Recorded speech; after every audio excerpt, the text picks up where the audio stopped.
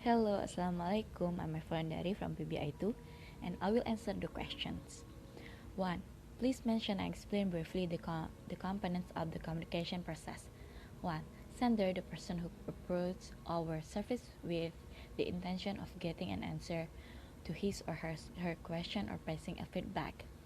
2. Ideas. The base ideas are subject matter of this action.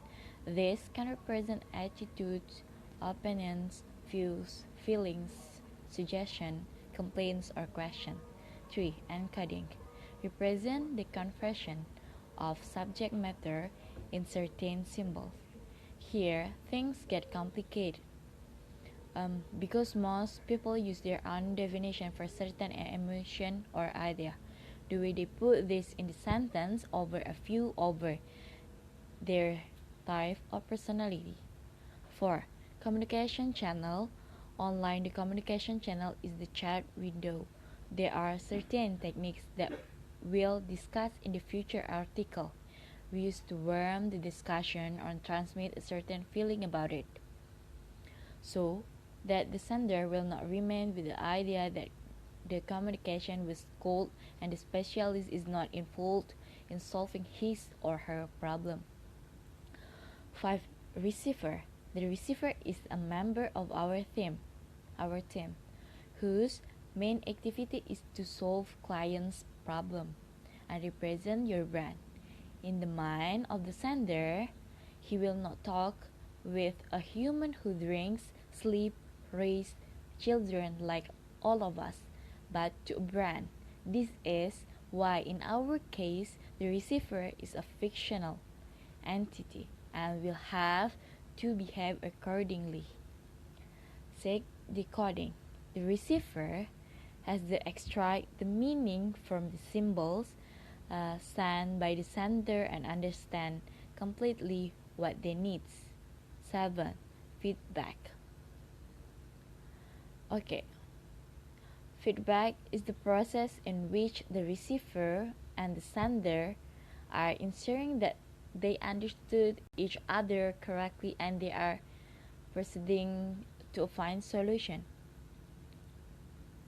Okay, next, why do humans need language? Because language is only way humans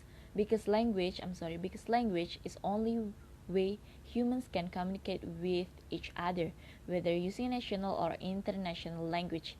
Therefore, language is very important human need. As we know, languages are divided into two types, verbal and nonverbal. Verbal language contains the spoken language we have today. Nonverbal language contains body language. Sign language is part of body language. Number 3. The Dutch period was taught from junior high school to senior high school. At junior high school, English was compulsory subject given 3 or 4 times a week. In addition, the students still had to learn Dutch every day.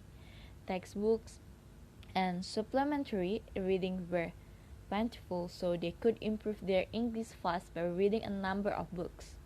The teachers were well paid.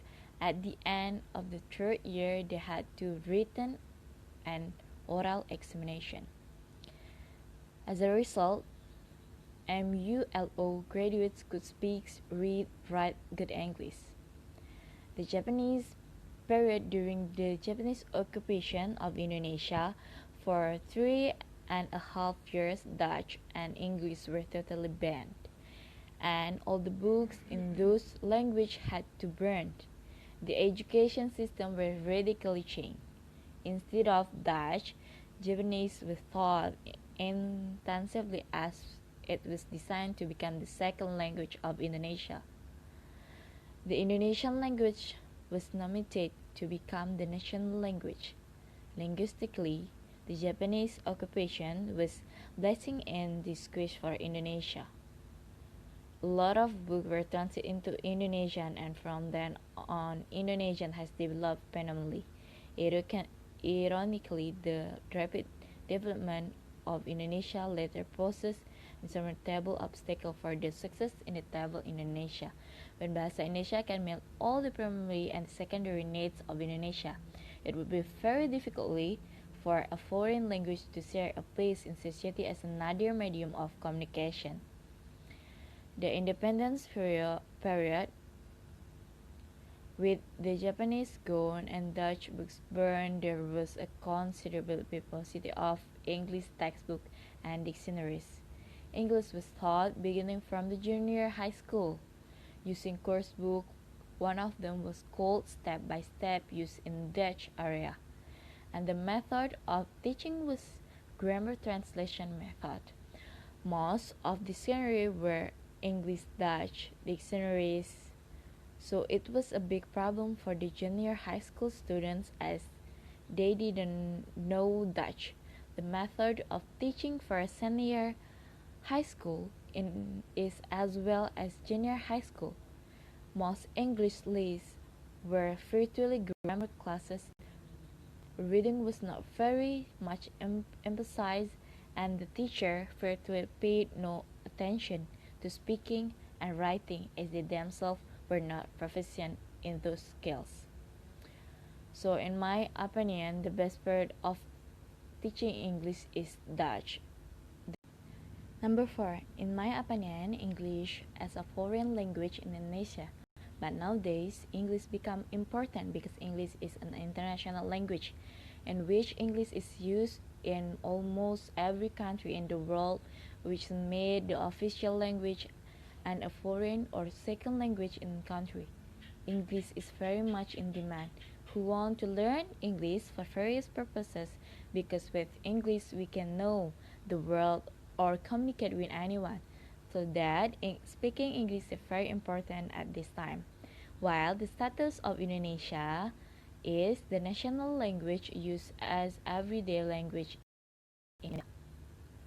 Number 5.